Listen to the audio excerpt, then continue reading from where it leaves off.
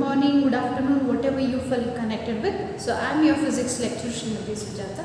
So today I have come up with another session, that is part 3 on chapter 2 units and measurement.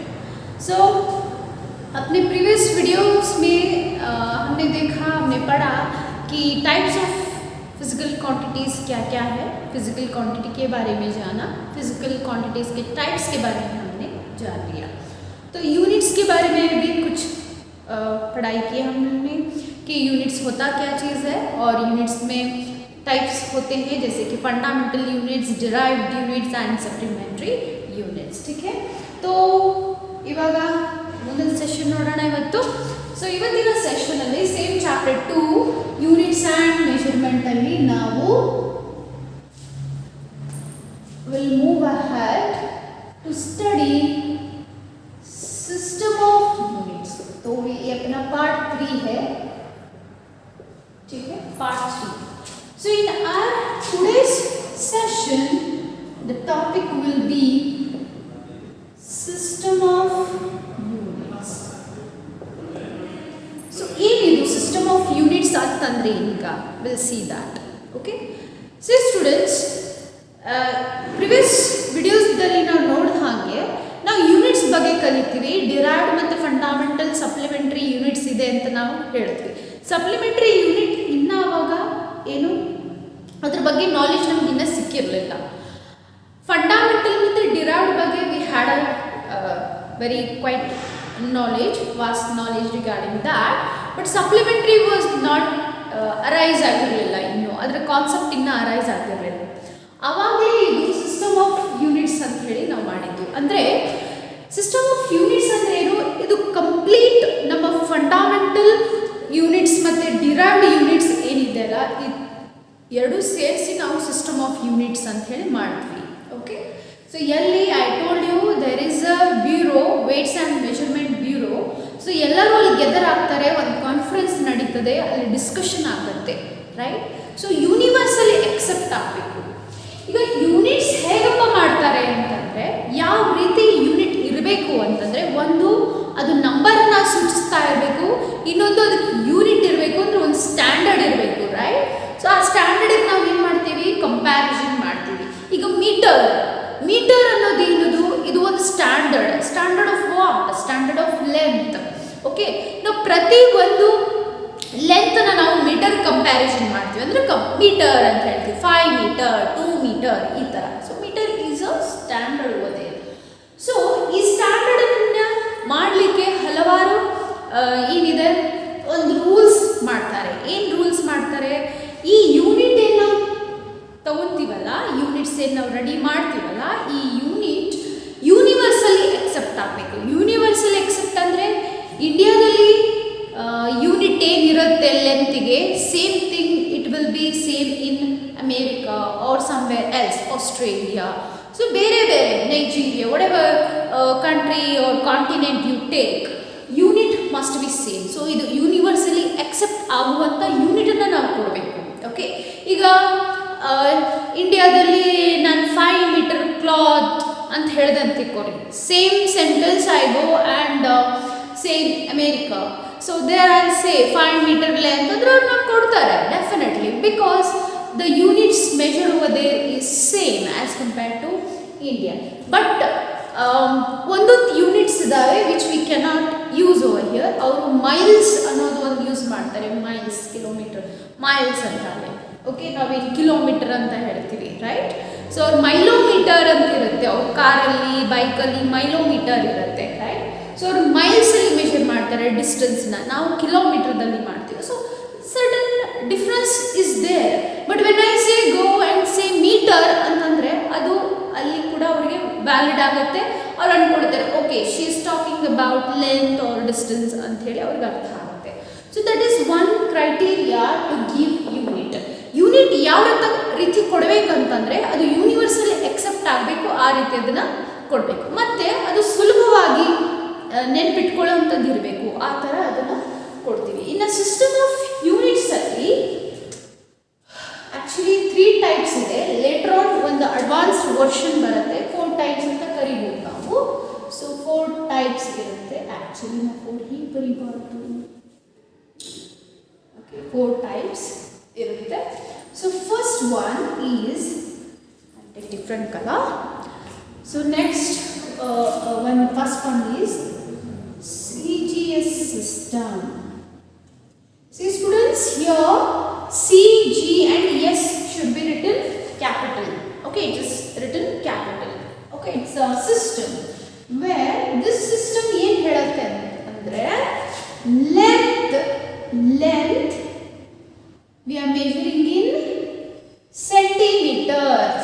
I'll write entire word. Okay, centimeter.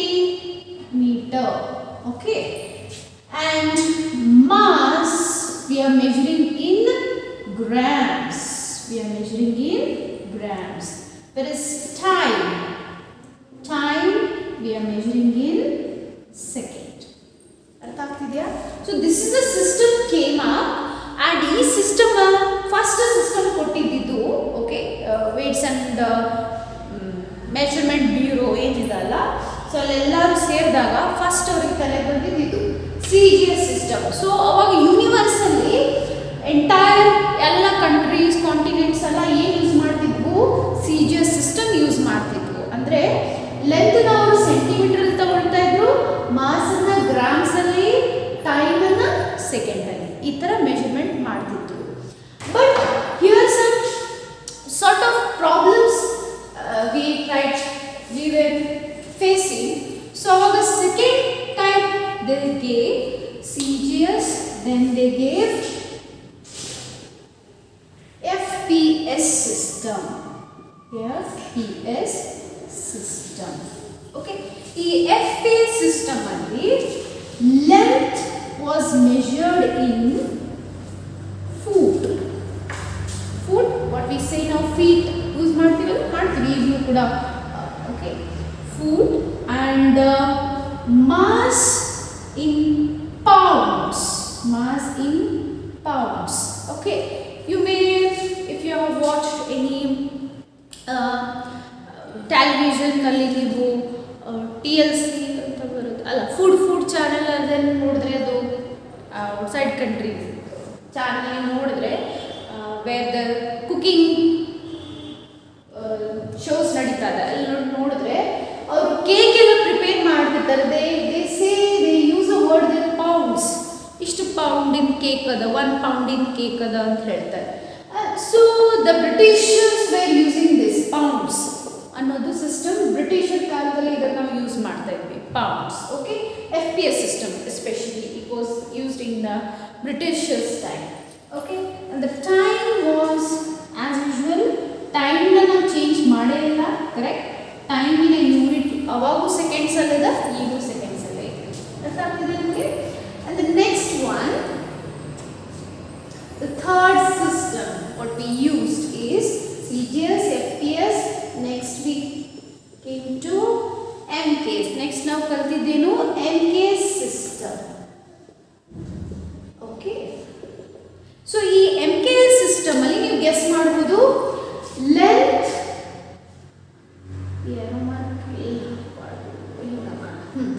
length in meter. Okay, we started to use length in meter as divided ಹೋದಂಗಿಲ್ಲ. So mass in kilogram and time was recorded in seconds. ಅರ್ಥ ಆಗ್ತಿದೆಯಾ?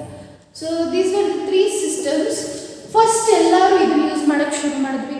ಈ ಸ್ವಲ್ಪ workout ಆಗಲಿಲ್ಲ. Then we started to use food system. See students, we have used this in our earlier olden days ಅಲ್ಲಿ ನೀವು ನೋಡಿದ್ರೆ ಅವಾಗ ಏನು measurement ಮಾಡೋಕ್ಕೆ ಏನು ಇನ್ಸ್ಟ್ರೂಮೆಂಟ್ ಆಗಲಿ ಆ ಥರ ಏನು ಇರಲಿಲ್ಲ. ನೀವು ನೋಡಿರ್ಬೋದು ಫುಡ್ ಸಿಸ್ಟಮ್ ಅಂತಂದರೆ ಹೆಜ್ಜೆಗಳನ್ನು ಇಟ್ಬಿಟ್ಟು ಅವರು ಮೆಷರ್ ಮಾಡ್ತಿದ್ರು. ಲ್ಯಾಂಡನ್ನು, ಏರಿಯಾನ ಕೊಂಡ್ಕೊಳ್ಬೇಕಿದ್ರೆ ಈಗ ಒಂದೊಂದು ಊರಲ್ಲಿ ನೀವು ನೋಡಬಹುದು, ಏರಿಯಾನ ಕೊಂಡ್ಕೋಬೇಕಿದ್ರೆ foot, step by step foot ಒಂದಾದ್ಮೇಲೆ ಒಂದು ಇಟ್ಟು ಫೂಟನ್ನ ಮೆಷರ್ ಮಾಡ್ತಿದ್ರು, ಹೌದಾ? ಲೆಂತ್ನ ಆ ಥರ ಏರಿಯಾನ ಮೆಷರ್ ಮಾಡ್ಕೊಳ್ತಾ ಇದ್ರು, right? And time, I think ಟೈಮ್ನು ಕೂಡ ನಾವು ಸೆಕೆಂಡಲ್ಲಿ ತೊಗೊಳ್ತಾ ಇದ್ವಿ. ಬಟ್ ಅರ್ಲಿಯರ್ ಡೇಸ್, ಏನ್ಷಿಯಂಟ್ ಡೇಸಲ್ಲಿ ಸನ್ರೈಸ್, ಸನ್ ಡೌನ್ ಆದಮೇಲೆ 6 o'clock ಈ ಥರ ಎಲ್ಲ ನಾವು ಯೂಸ್ ಮಾಡ್ತಿದ್ವಿ. ಅಂದರೆ ಇದು ಅವಾಗಿಂದನೇ ಇದೆ ಸಿಸ್ಟಮ್ಸ್ ಎಲ್ಲ. ಓಕೆನಾ? So fourth one is last system which we are using right now, that is SI system. SI system. This is a system, I think in lower classes ಅಲ್ಲಿ ನೀವು ಇದನ್ನ ಕಲ್ತಿರಬಹುದು. System of international ಅಂತ ಹೇಳ್ತೀವಿ. Internationally it is acceptable. Okay. So ಈ system ಅದಲ್ಲ, ಇದು ನೀವು ಎಲ್ಲಿ ಹೋದ್ರು ಹೇಳಿದ್ರು ನಿಮಗೆ ಅರ್ಥ ಆಗುತ್ತೆ, ಅವ್ರಿಗೂ ಅರ್ಥ ಆಗುತ್ತೆ. ಬಟ್ ನೀವು ಐ ಥಿಂಕ್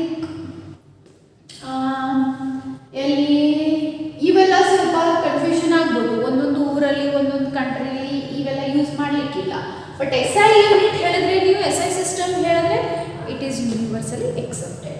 ಸೊ ಅದಕ್ಕೋಸ್ಕರ nowadays we are following this system, SI system.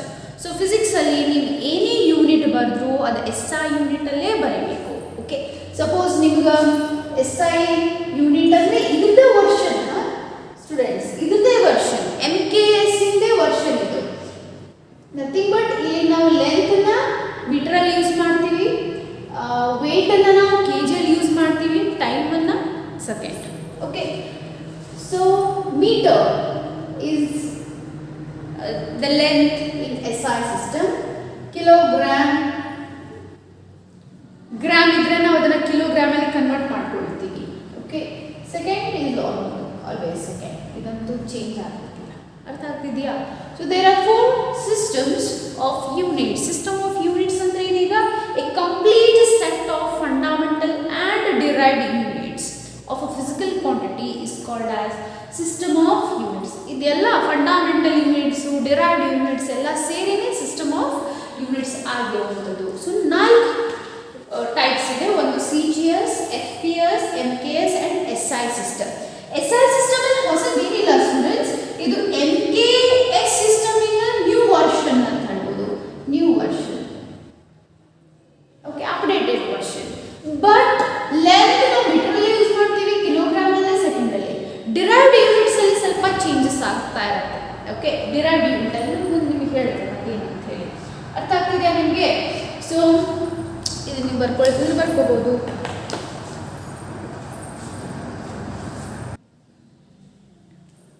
Okay, I am done with the board. Will start next. Standard of length, mass and time. So ಈ ಕಾನ್ಸೆಪ್ಟಿಂದ ನಿಮ್ಗೆ ಏನು ಕ್ವಶನ್ಸ್ ಬೀಳಲ್ಲ ಎಕ್ಸಾಮಲ್ಲಿ, ಬಟ್ ಇದೇನಂತ ನಿಮ್ಗೆ ಗೊತ್ತಿರಬೇಕು. Okay, so standard of length, first one is length. ಲೆಂತಿನ standard ಏನಿದೆ? ಸ್ಟ್ಯಾಂಡರ್ಡ್ ಯೂನಿಟ್ ಏನಿದ್ದು metre. So metre is a standard, ಅಂದರೆ ಪ್ರೋಟೋಕಾಲ್ ಥರ ಇದು, ರೈಟ್? ಸೊ ಈ ಮೀಟರ್ನ ತಗೊಂಡು ನಾವು ಬೇರೆ ಯೂನಿಟ್ಸ್, ಐ ಮೀನ್ ಬೇರೆ ಎಲ್ಲ ಲೆಂತ್ನ ನಾವು ಕಂಪ್ಯಾರಿಸನ್ ಮಾಡ್ತೀವಿ. So something they should be something to measure, right? Comparison ಮಾಡೋಕ್ಕೆ ಸಮಥಿಂಗ್ ಇರಬೇಕು. ಈಗ ನಾನು ನಿಮ್ಗೆ ಒಂದು ಎಕ್ಸಾಂಪಲ್ ಕೇಳಿದ್ದೆ, ನೀವು ಒಂದು ಸ್ಕೇಲ್ ರೆಡಿ ಮಾಡಿರಿ ಅಂತಂದ್ರೆ ನೀವೇನು ಮಾಡ್ತೀರಾ? ಒಂದು ಆಲ್ರೆಡಿ ನಿಮ್ಮ ಹತ್ರ ಇರುವಂಥ ಸ್ಕೇಲ್ನ ತಗೊಂಡು ಆ ಪೇಪರ್ ಶೀಟ್ ಮೇಲೆ ಇಟ್ಟು ಕಟಿಂಗ್ ಮಾಡಿ ಆಮೇಲೆ ಅದಕ್ಕೆ ಎಲ್ಲ ನಂಬರಿಂಗ್ ಮಾಡ್ತೀರಾ, ಹೌದಾ? So what was the standard there? The already prepared plastic scale what you have, that is a standard. ಅದೇ ಥರ ಆ ಸ್ಕೇಲ್ನಲ್ಲಿ ಯಾರು ಬಿಹೇವ್ ಮಾಡ್ತಿದ್ದಾರೆ? Metre. So metre is something like standard. ಇದನ್ನು ನಾವೆಲ್ಲ ಲೆಂತ್ನ ಇದಕ್ಕೆ ಕಂಪ್ಯಾರಿಸನ್ ಮಾಡಿ ಮಾಡಿ ಬರೀತೀವಿ. Okay, so length, metre. ಹಾಗಾದರೆ ಮೀಟರ್ ಅನ್ನೋ ಕಾನ್ಸೆಪ್ಟ್ ಹೆಂಗೆ ಬಂತು? How this concept aroused? Okay, ನೀವು ಲೋವರ್ ಕ್ಲಾಸಸ್ಸಲ್ಲೆಲ್ಲ ಯೂಸ್ ಮಾಡಿರ್ಬೋದು, ಲೆಂತ್ ಇನ್ ಮೀಟರ್ಸ್ ಎಲ್ಲ ಯೂಸ್ ಮಾಡಿರ್ಬೋದು. ಬಟ್ ಅಲ್ಲಿ ಯಾರು ಹೇಳಲಿಕ್ಕಿಲ್ಲ ಮೀಟರ್ ಅಂದ್ರೆ ಏನು, ಹೆಂಗೆ ಬಂತು ಅಂತ ಯಾರು ಹೇಳಲಿಕ್ಕಿಲ್ಲ. But here you will understand it. From this topic you won't get any 1 marks question from the in the examination. Okay, so concept ಏನಪ್ಪಾ ಅಂತಂದ್ರೆ, okay, so light was being considered, light it travels in a vacuum. Okay, light vacuum ಅಲ್ಲಿ travel ಮಾಡುತ್ತೆ ಅಂತ ಹೇಳ್ತಾರೆ. ಎಷ್ಟು ಅದರದ್ದು length ಏನದಲ್ಲ travel ಮಾಡುವಾಗ length it would be 1 divided by 2997792. It's a lengthy number.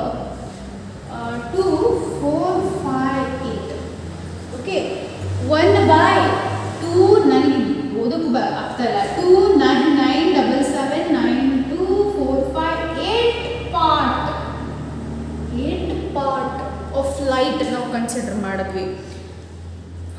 Part of second ಅಂದರೆ light travel ಮಾಡುವಾಗ ಅದ್ರದ್ದು ಇಷ್ಟು ಪಾರ್ಟ್ ಆ ಸೆಕೆಂಡಿಗೆ, ಒಂದು ಸೆಕೆಂಡಿಗೆ ಇಷ್ಟು ಪಾರ್ಟ್ ಟ್ರಾವೆಲ್ ಮಾಡುತ್ತೆ. ಅರ್ಥ ಆಗ್ತದೆ ನಿಮಗೆ?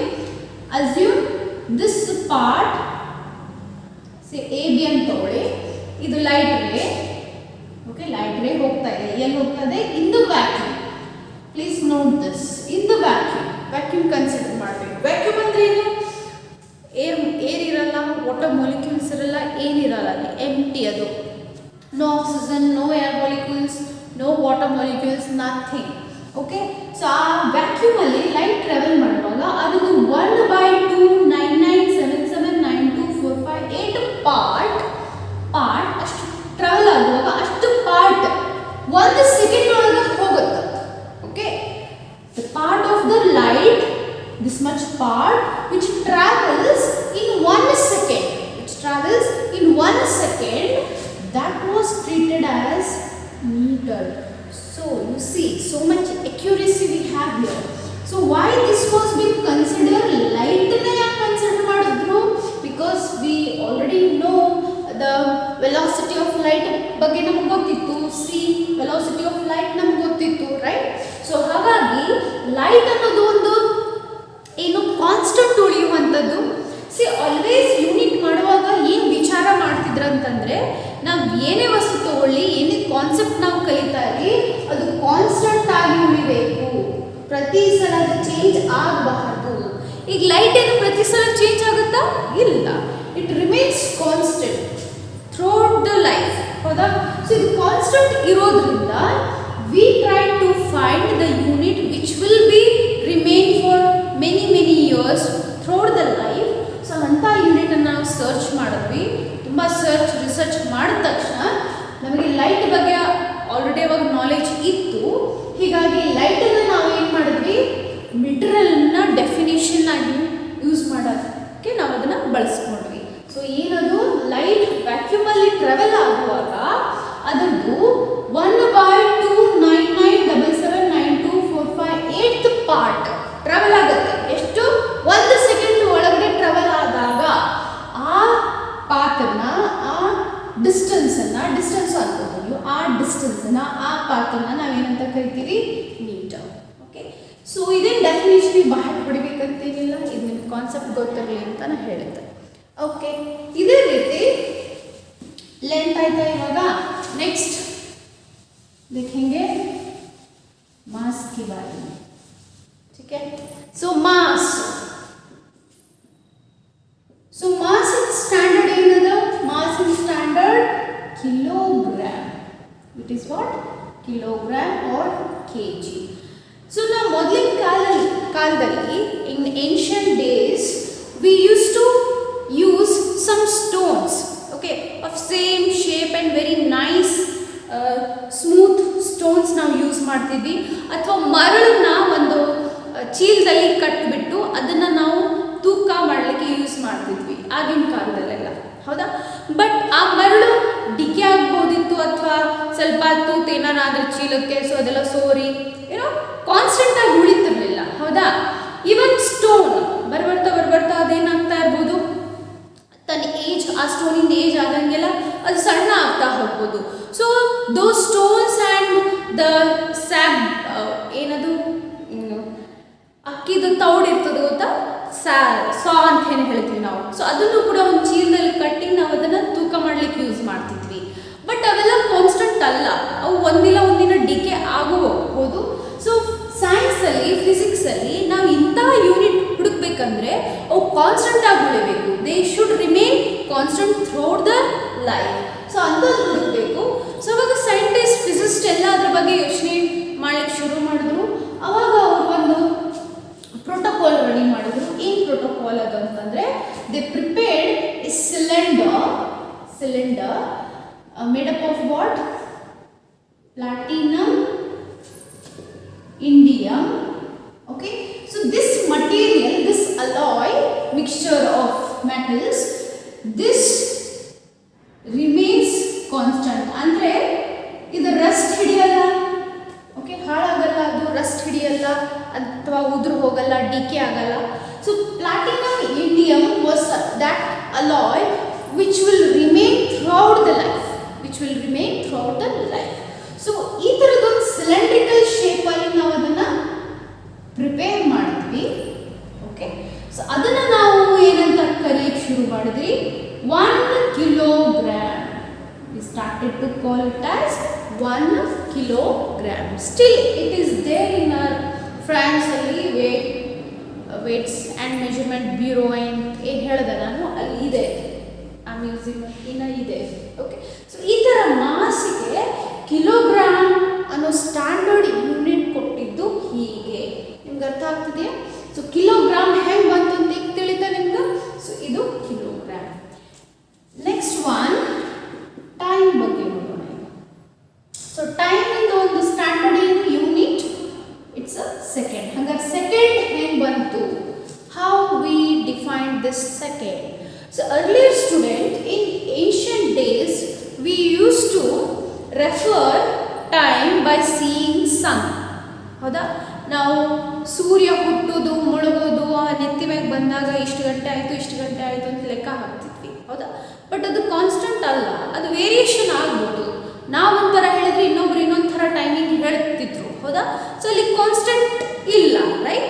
ಸೊ ಹಾಗಾಗಿ ಆಮೇಲೆ ಏನು ಮಾಡಿದ್ರು, ಮರಳನ್ನ ಯೂಸ್ ಮಾಡೋಕ್ಕೆ ಶುರು ಮಾಡಿದ್ರು. I think you have seen this, drive ಮಾಡ್ಕೊಳ್ತಾ ಇಲ್ಲ, ಹಿಂಗಿರುತ್ತೆ ನೋಡಿದ್ರಿ. ಓಕೆ, ಇದ್ರೊಳಗಡೆ ಮರಳು ಹಾಕಿರ್ತಾರೆ, ಸ್ಯಾಂಡ್, ಏನಂತ ನನಗೆ ಗೊತ್ತಿಲ್ಲ, ಸ್ಯಾಂಡ್, ರೈಟ್? ಸೊ ಇದನ್ನು ಉಲ್ಟಾ ಮಾಡ್ತಿದ್ವಿ, ಸಣ್ಣಗೆ ಲೂಸಕ್ಕೆ ಬೀಳ್ತಾ ಇತ್ತು, ಇದು ಫಿಲ್ ಆಗುತ್ತೆ, ನೆಕ್ಸ್ಟ್ ಇದು ಮಾಡ್ತಿದ್ವಿ. So this was taken to measure what second ಟೈಮಿನ ಮೆಜರ್ ಮಾಡ್ತೀವಿ. ಬಟ್ ಇದು ಕಾನ್ಸ್ಟೆಂಟ್ ಅಲ್ಲ, ಇಲ್ಲಿ ನಿಮ್ಗೆ ಅಕ್ಯುರೇಸಿ ಸಿಗಲ್ಲ. ಓಕೆ, ಅಕ್ಯುರೇಸಿ ಇಲ್ಲ. ಸೊ ಹೀಗಾಗಿ ನಮ್ಗೆ ಅಕ್ಯುರೇಸಿ ಬೇಕು ಅನ್ನೋ ಕಾರಣಕ್ಕೆ ನಾವೇನು ಮಾಡಿದ್ವಿ ಫಿಸಿಕ್ಸಲ್ಲಿ, we made a research and we got an atom, cesium-133 atom. ಈ ಆಟಮ್ನ ನೋಡಿದ್ವಿ ನಾವು. ಓಕೆ, ಈ ಆಟಮ್ ನೋಡಿದಾಗ ಇದರ ಸ್ಪೆಷಾಲಿಟಿ ಏನಿತ್ತು ಗೊತ್ತಾ ಸ್ಟೂಡೆಂಟ್ಸ್? ದ್ಯಾಟ್ ಇದು ನಾ ಹೈಪರ್ ಲೈನ್ ಬಿಡಿಸ್ತಾ ಇದ್ದೀನಿ, ಫೈನ್ ಹೈಪರ್ ಲೆವೆಲ್ ಬಿಡಿಸ್ತಾ ಇದ್ದೀನಿ ಇದರದ್ದು. ಓಕೆ, ಅಂದರೆ ಅದರದ್ದು ಅಟಮಿಕ್ ಸ್ಟ್ರಕ್ಚರ್ ಹೇಳ್ತಾ ಇರೋದು ನಾನೀಗ. ಓಕೆ, ಸೊ ಇಲ್ಲಿ ಎಲೆಕ್ಟ್ರಾನ್ ಇದ್ರೊಳಗೆ ಇರುವಂಥದ್ದು ಇಟ್ ಯೂಸ್ ಟು ಜಂಪ್, ಅಂದರೆ ಟ್ರಾನ್ಸಿಷನ್ ಆಗ್ತಿತ್ತು. ಈ ಆಟಮಲ್ಲಿ ಎಲೆಕ್ಟ್ರಾನ್ ಟ್ರಾನ್ಸಿಷನ್ ಹೇಗಿತ್ತಂದರೆ, ಟ್ರಾನ್ಸಿಷನ್ ಅಂದರೆ ಅರ್ಥ ಆಗ್ತದೆ ಒಂದು ಎನರ್ಜಿ ಲೆವೆಲಿಂದ ಇನ್ನೊಂದು ಎನರ್ಜಿ ಲೆವೆಲ್ಗೆ ಜಂಪ್ ಮಾಡೋದು. ಇದೇನಿತ್ತು ನಾವು ಬಿಡಿಸಿರೋದಿಲ್ಲಿ energy level of this cesium-133 atom. So ಇದ್ರದ್ದು ಎನರ್ಜಿ ಲೆವೆಲ್, ಓಕೆ, ಇದು ಮೈಕ್ರೋಸ್ಕೋಪಿಕ್ ಲೆವೆಲ್ ನಾನು ಕಲಿಸ್ತಾನೆ ನಿಮಗೆ. ಸೊ ಈ ಎನರ್ಜಿ ಲೆವೆಲ್ ಅಲ್ಲಿ ಎಲೆಕ್ಟ್ರಾನ್ ಇಲ್ಲಿಂದ ಇಲ್ಲಿ ಜಂಪ್ ಆಗ್ತಿತ್ತು ಮತ್ತು ಇಲ್ಲಿ ಜಂಪ್ ಆಗ್ತಿತ್ತು. This way it used to vibrate. ಈ ಮೋಷನ್ ಅನ್ನು ನಾವು ಏನಂತ ಕರಿತೀವಿ? Vibration. We call it as vibration. So this cesium atom has a more vibration. ಬಹಳ ವೈಬ್ರೇಷನ್ ಇತ್ತು. ಹೀಗಾಗಿ ಎಷ್ಟು ವೈಬ್ರೇಷನ್ ಇತ್ರಿ ಅಂತ ಕೇಳೋದಾದ್ರೆ, it's again having a big number, I don't remember, so I need to refer it. 9192, just a minute, 2631,770.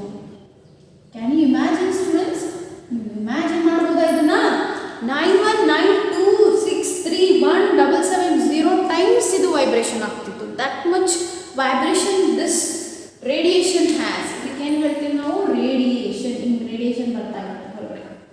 C, when an electron jumps from one energy level to another energy level, okay, it releases some energy. ಅದು ತನ್ನ ಎನರ್ಜಿನ omit ಮಾಡುತ್ತೆ. ಆ energy ನಮ್ಗೆ ಹೆಂಗೆ ಕಾಣಿಸುತ್ತೆ? in the form of radiation. So this radiation has how much vibration? 9192631770. That much accuracy it had. So now ಇದನ್ನೇ ಈ vibration of this caesium atom ಅನ್ನೇ ನಾವು ಏನಂತ ಕರೀಲಿಕ್ಕೆ ಶುರು ಮಾಡಿದ್ವಿ? 1 ಸೆಕೆಂಡ್. 1 ಸೆಕೆಂಡ್. ಅರ್ಥ ಆಗ್ತಿದೆ ನಿಮಗೆ? ಸೊ ನೀವು ಈ ಕಾನ್ಸೆಪ್ಟ್ ಇಂದ ನಿಮ್ಗೆ ಏನು ಅರ್ಥ ಆಯಿತು? Standard of length, mass and time ಹೇಳೋದ್ರಿಂದ ನಿಮ್ಗೆ ಏನು ಅರ್ಥ ಆಯಿತು? That physics concentrates on what? Accuracy, something like constant. ಹೌದೇನಿಲ್ಲ? Correct? So our units must tell us about the accuracy. ನಾವು ಏನೇನು ಕಂಡು ಹಿಡಿತಾ ಇದ್ದೀವಿ ಅದು ನಮ್ಗೆ accuracy ಬರಬೇಕು ಅನ್ನೋದು ಇರುತ್ತೆ, ಕಾನ್ಸ್ಟೆಂಟ್ ಆಗಿರಬೇಕು ಅನ್ನೋದು ಇರುತ್ತೆ. ಓಕೆ, ಸೊ ಈ standard of length, mass, time ಈ ಟಾಪಿಕ್ ನಾನು ತಗೊಂಡಿದ್ದು ಒಂದೇ ಕಾರಣ ದಟ್ ಮೀಟರ್ ಹೇಗೆ ಬಂತು, ಸೆಕೆಂಡ್ ಹೆಂಗೆ ಬಂತು, ಕಿಲೋಗ್ರಾಮ್ ಹೆಂಗೆ ಕೊಟ್ಟರು ಅನ್ನೋದು ನಿಮ್ದು ಒಂದು ವಿಚಾರ ಇತ್ತೇನೋ, ಹೌದಾ? I guess if you had it then I hope I have cleared. Okay, no need to copy, just understand it. ಬೇಕಾದರೆ ನೀವು ಕಾಪಿ ಮಾಡಿ, no problem. Yeah, students, now we'll see practical units, okay, in physics, which we are using in physics. Already I have written because I don't want to make video very lengthy, so I have written already. So practical unit पहला होता है Fermi. Fermi तो size of nucleus जानने के लिए हम use करते हैं. 1 फर्मी अगर मीटर में लिखना हो तो 10⁻⁻15 मीटर लिख सकते हो. एंगस्ट्रॉम यूनिट, ये भी एक तरह का यूनिट ही है. हम वेवलेंथ को मापने के लिए, रेडिएशंस के मापने के लिए, वेव्स ऐसे सब मापने के लिए हम लोग एंगस्ट्रॉम यूज करते हैं. तो 1 एंगस्ट्रॉम मीटर में लिख सकते हो आप 10⁻10 metre. Micron is a small size particle, जो बहुत ही छोटे होते हैं, आंखों से नहीं दिखाई देते.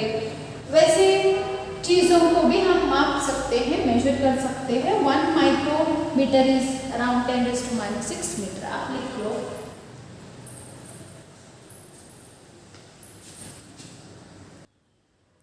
ठीक है बच्चा?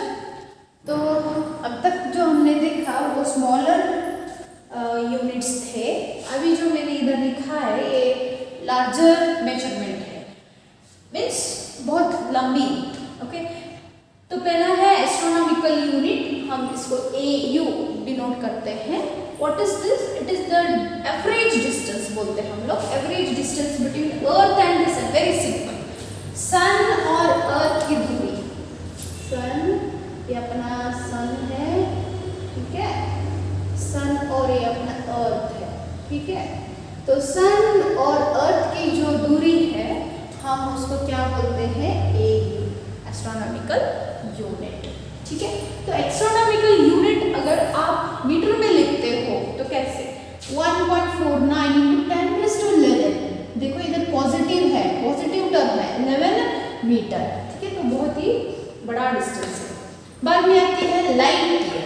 Light year, the distance travelled by the light in vacuum in 1 year. मतलब एक साल में जो लाइट है वो कितना डिस्टेंस ट्रैवल करती है वैक्यूम में, वही हम लोग क्या समझ लेते हैं? Light year. Light year. Okay, so light year in terms of metre 9.46 × 10⁻15 metre होती है.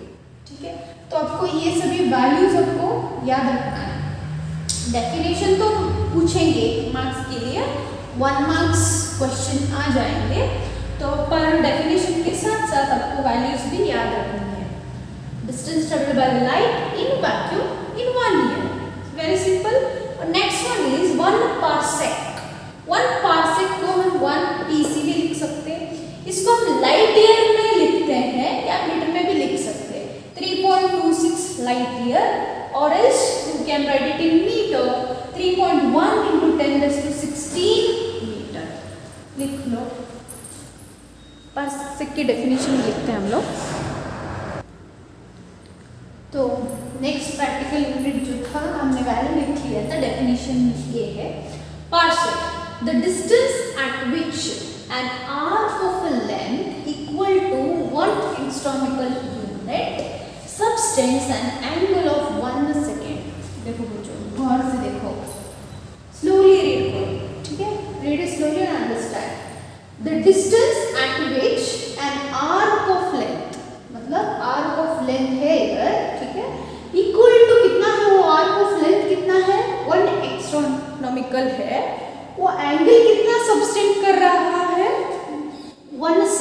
का एंगल क्या कर रहा है, सबस्टेंड कर रहा है। मतलब समझो यहाँ पे एक अपना सन है, ठीक है, यहाँ पे अपना अर्थ है, ठीक है। तो ये पॉइंट जो है, मैंने सन हाथ ऐसे लिया क्या, हाँ ठीक है, ऐसे भी कर सकते हो।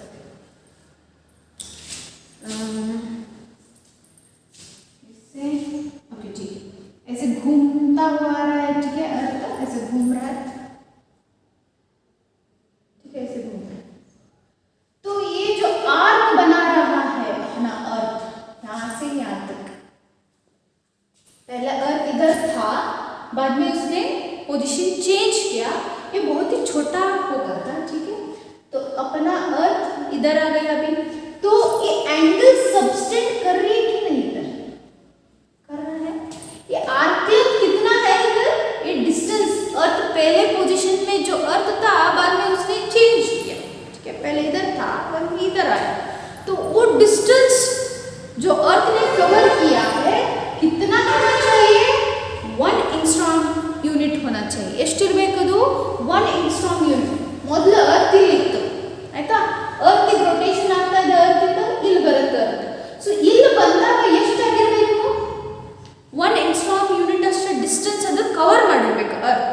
ಸೊ ಇದು ನಮ್ದು ಆರ್ಕ್ ಲೆಂತ್ ಹೌದಾ।